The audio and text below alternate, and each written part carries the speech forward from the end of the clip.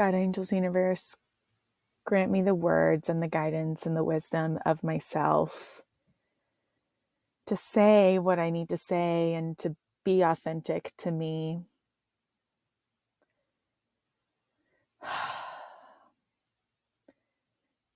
I am enough. I am worthy. I am loved. I will do my best and God will do the rest.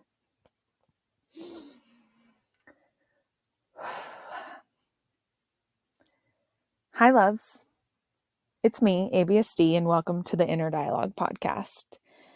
Today is Tuesday, July 4th, 2023, and it's 4:08 p.m. I am live from in my closet, literally, and figuratively in a sense too.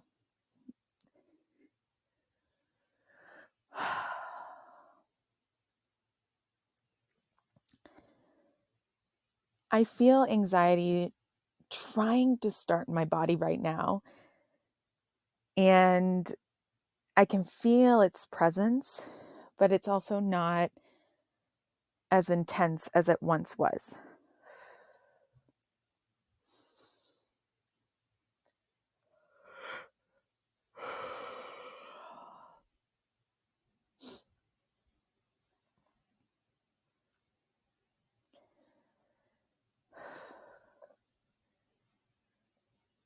Which is awesome and feels good because that means that I've listened to the anxiety, I've asked it questions, I've gotten to know it so that I have less the next time.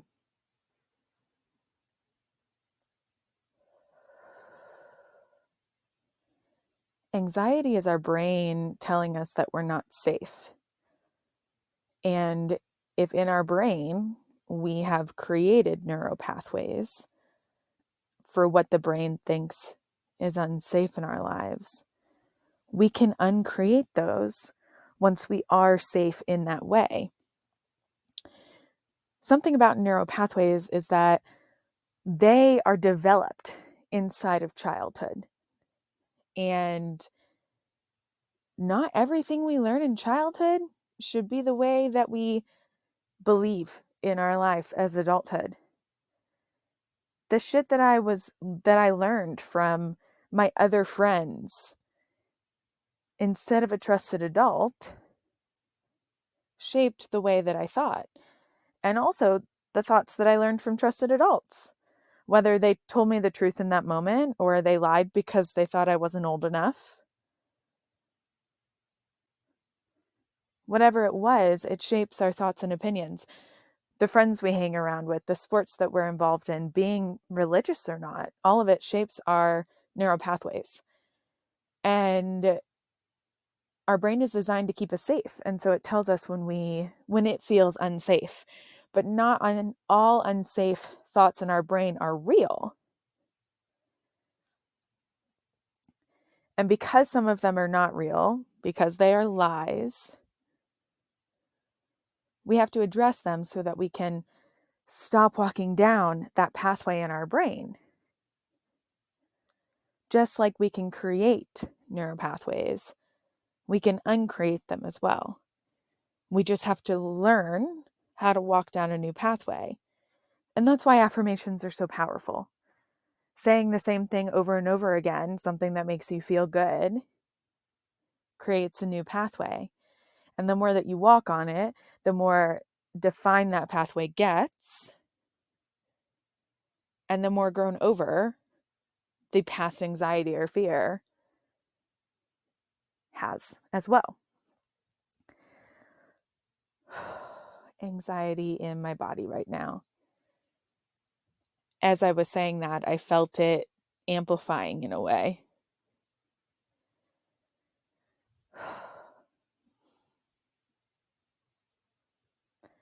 I have spent almost a year. No, it is a year today, tomorrow. Tomorrow marks a year since my mindset work began.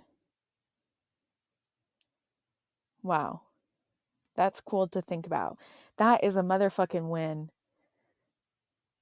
Y'all, I have been walking down my mindset journey for a year, and it's just going to continue getting better and better. And I look at my life today and how much I have grown and conquered and felt and experienced in the last fucking year due to making shifts in my mindset, due to investing in my mindset and in myself, learning to love myself and live as my authentic self.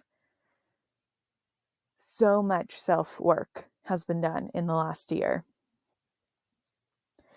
Listening to my joy and what I need, closing a business because that's what I didn't need, and learning that, but being honest with myself and trusting myself in that, learning how to trust myself. It's all part of the fucking process. It's all part of the process.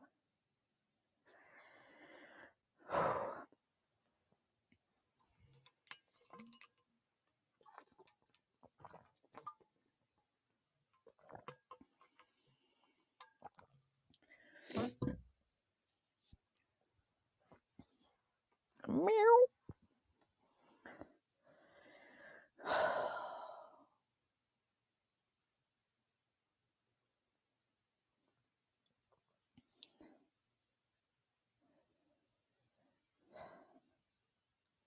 Today I posted a new episode of the Inner Dialogue podcast.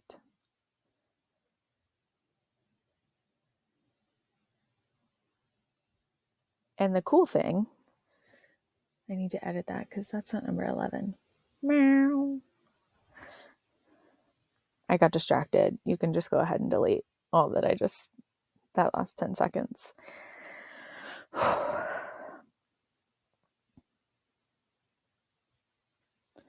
I posted a podcast today for the first time in over a month.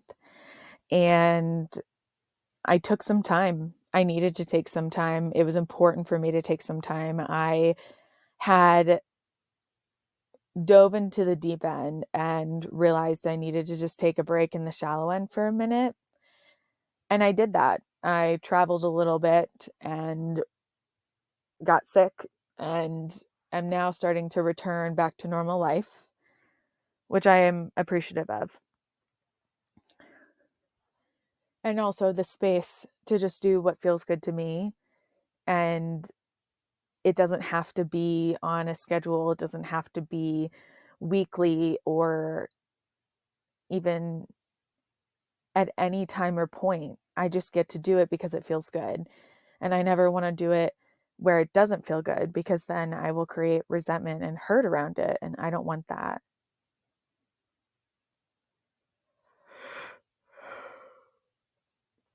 So this episode title is called What My Queerness Means to Me. And it's taken me over 8 minutes to actually get to this part, because I think I needed to deal with the anxiety I was feeling in my body around it. I am going to tell the story in this episode of how I learned that I was queer and what that was like for me. But I also am going to talk about the journey of figuring out what my label is and what feels good.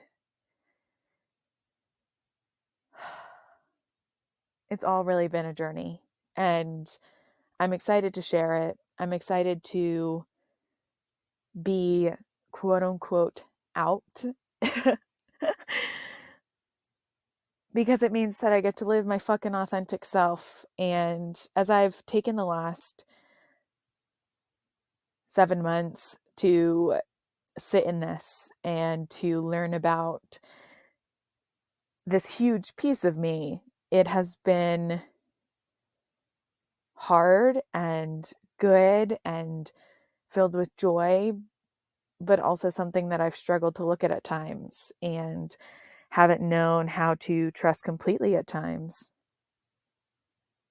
So let's get into it.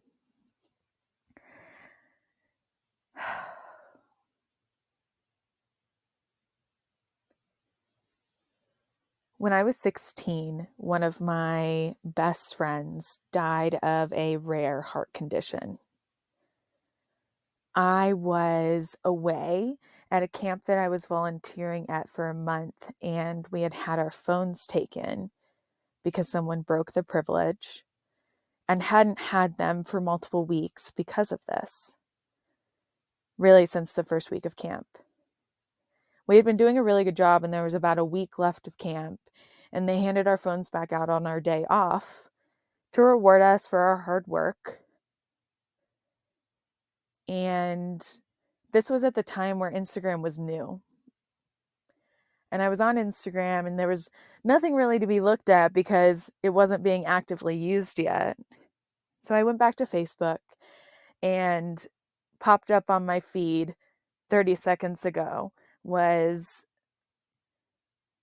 my arch rival's post that said RIP Leanna with an angel wing. I called her and ripped her a new one for posting something like that, because that's not funny, joking about someone dying.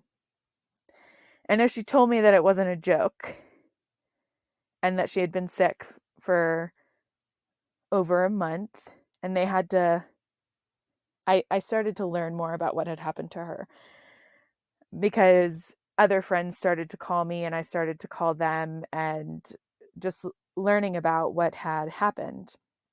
They had a caring bridge where they posted not every day, but maybe every day. I actually wasn't part of it because I was gone. An update of what was going on with her and what it was like for her in the hospital, if things were getting better or worse. And then at the end, they had to pull the plug. Being away and not having been around to experience that journey and understand it as it was happening broke me.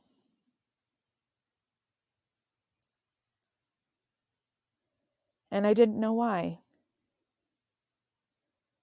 I had no idea why that losing this friend of mine hurt so bad and had so much loss. And it didn't feel like anybody understood it because I didn't understand it. Her and I's relationship had drifted a bit when it came in the months before she had passed, because I was no longer in the same school program, and so we didn't see each other as often, and she had joined a sport that she was really invested in, and so we just saw each other less.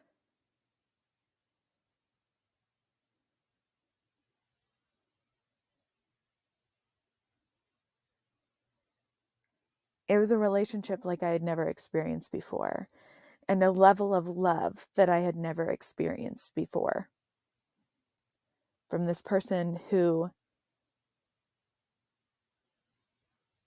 knew me but hadn't known me for long.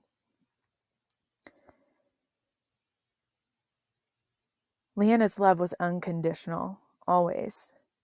She had a light for that. A light for just meeting people where they were at and not having a judgment around them or the choices that they made. She just loved people with all of her. She loved loudly. And it was beautiful. And when people love loudly, you're fucking drawn to them because it's beautiful and you want to learn and experience it and be around it. Leanna changed my life in ways that I still don't fully understand, but learn about often.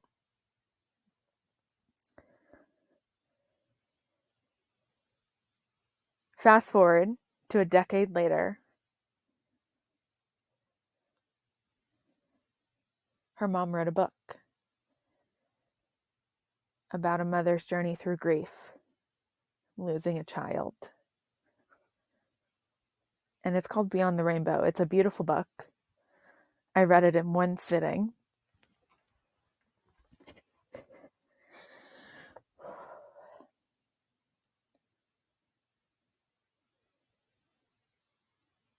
But hearing about her mom writing a book opened up a new wave of processing for me around our relationship, her death, what her friendship meant to me. And it was through that processing that I realized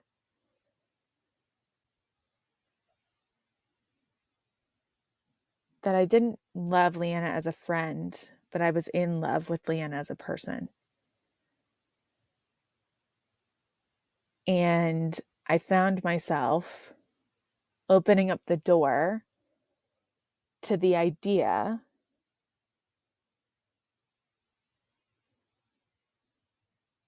that my label wasn't hetero. And once I opened that door, it was like, yeah, no, Dush, dipshit. You've been queer your whole life. You just haven't known how to lean into that. It was so obvious once that door was open. And I found myself walking one night with my partner, and I looked at him and I said, Nick, I am 100% bisexual. And I don't identify as bisexual. I identify as pansexual, but that has been its own journey to come to that identification in myself. But I'm going to go back to my story. So when her mom's book came out, I bought it and I read it in one sitting, and it just opened up another new level of processing around her death and around my sexuality. It gave me insight that I needed, that I didn't know that I needed, in order to continue processing her death and how it changed my life. Her death changed my life. It pushed me in a direction that I wouldn't have been pushed if that relationship was not there. I was in a deep, dark place after Leanna died for a deep, dark time.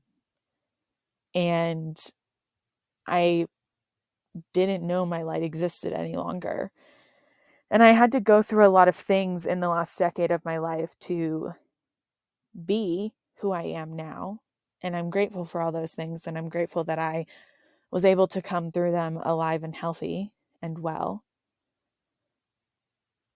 But they've left their imprints on me as well. The experiences that we have shape us as humans. And while some of those experiences, I don't find gratitude in the events that happened, I find gratitude in the lessons that I learned and what it taught me and how it shaped me to be the person that I am today. With a lot of forgiveness and loving myself to get to that conclusion.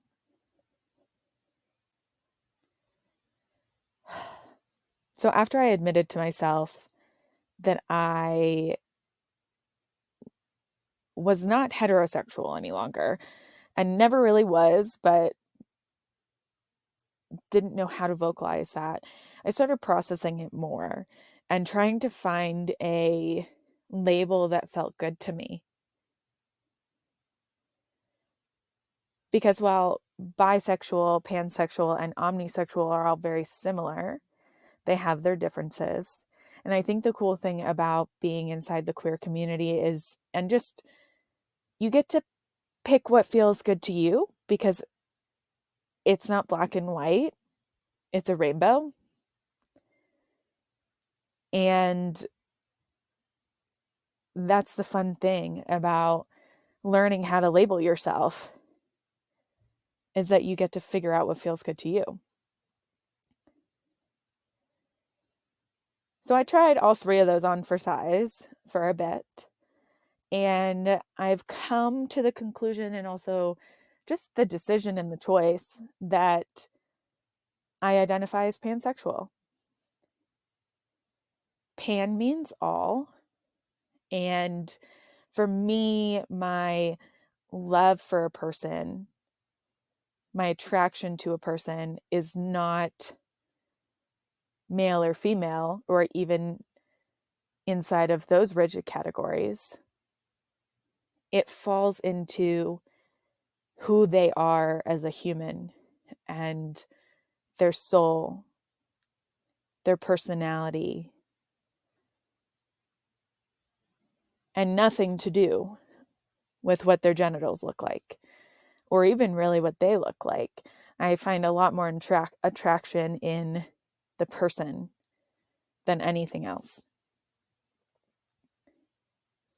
And that's a beautiful thing.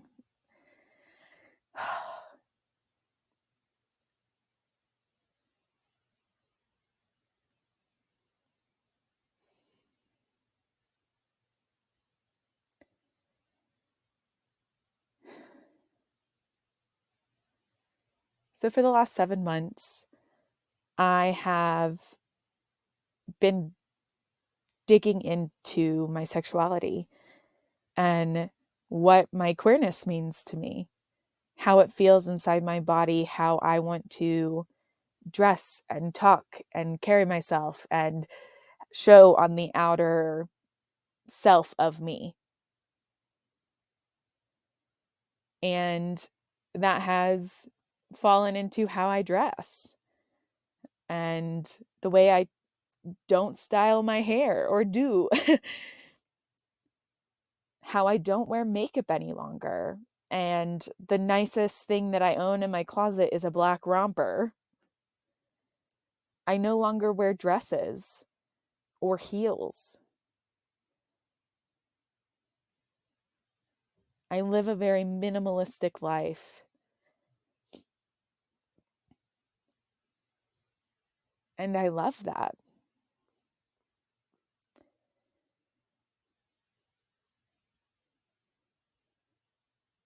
I love learning about people, their life experiences, and what brought them to where they are.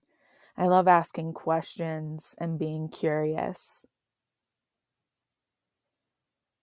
I love loving people unconditionally just because they're human and deserve to be and are worthy of being loved unconditionally. I try to be in all situations with no judgment, but understanding. And god damn, I love loudly. And I'm fucking awesome. And as I was on my family reunion cruise a few weeks ago, I found myself not knowing how to show up in space, not because of anybody else, but because of me, because I hadn't been fully honest about me. I hadn't been transparent about my authenticity and who I am and how I be. And so I struggled at times, but not even realizing that I was. It wasn't until after the fact, this past week, sitting and processing and allowing myself to actually understand it and learn that it's because I haven't been fully authentic with the people who mean the most to me.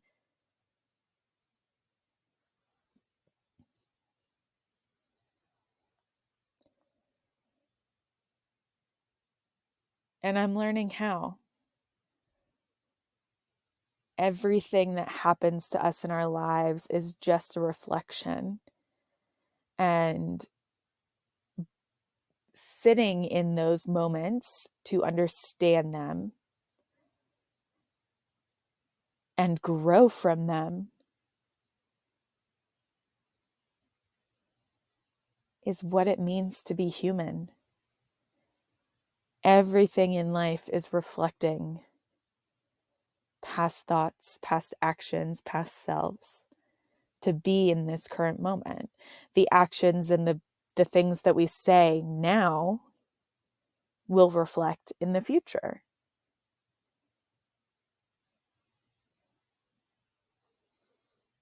And so we're constantly growing.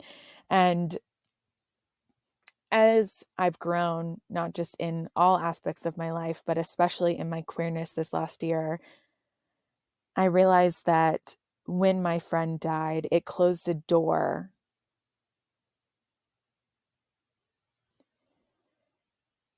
to my queerness that I didn't even know was there. And it shut hard and fast. And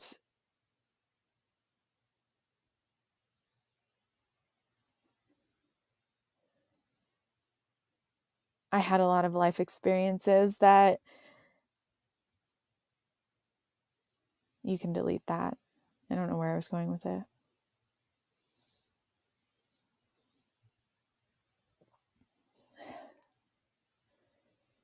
There's no right or wrong when it comes to coming out as queer.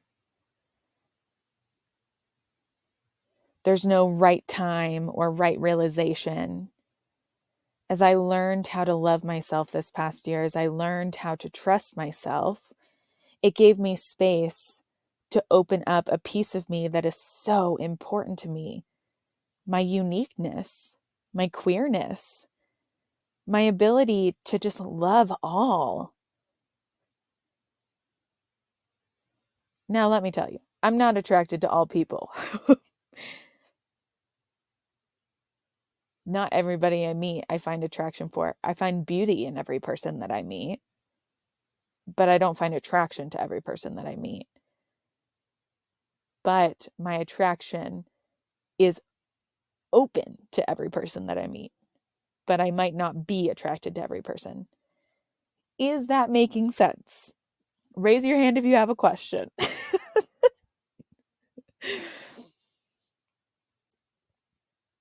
As I sit in this space, and I know that people who love me are listening to this space, I am so open to intimate and conversations about this, about any piece of me, about anything I share in the Inner Dialogue podcast.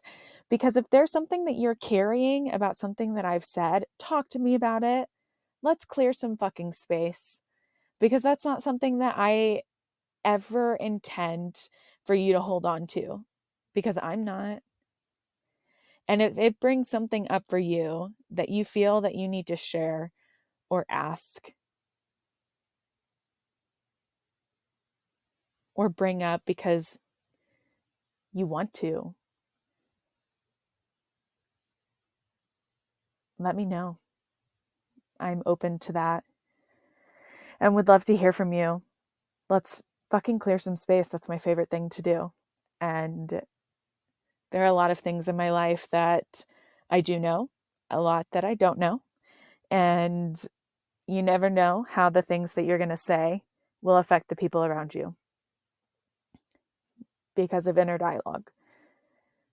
The way that I intend things is not always the way that it's being portrayed by others. And we just have to understand that. And when people are upset, hearing them when they are and having an open dialogue about it, an open inner dialogue.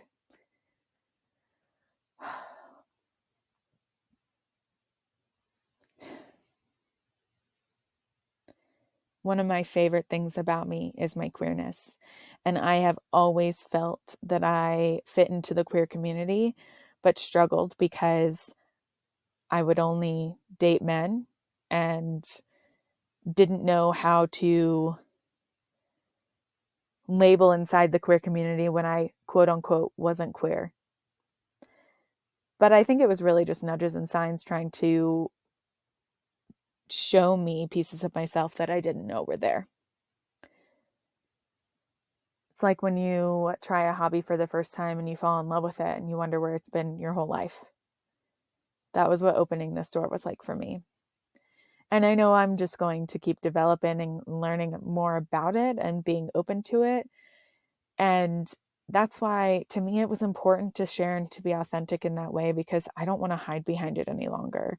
I don't want to not say the way that I'm feeling or share a story because in some form or fashion, my queerness shows in that.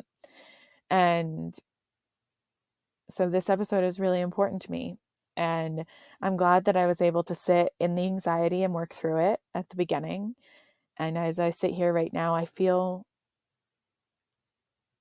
at peace and calm and okay, knowing that I am loved because I exist. I am worthy and I am enough no matter what, because God, angels, in the universe tell me so. And because I am a human, know that I am. And I don't have to prove myself to anybody to be loved, to be enough, or to be worthy. That's not a requirement. There's no fucking proof required. And I'm so grateful for that. Thanks for sharing space with me tonight. This has been another awesome episode of the Inner Dialogue podcast. If you don't already, go and follow me on Instagram at the Alyssa Deloach. And if you want to start a conversation, let's start a conversation. I want to hear your inner dialogue. I love you, and happy Independence Day.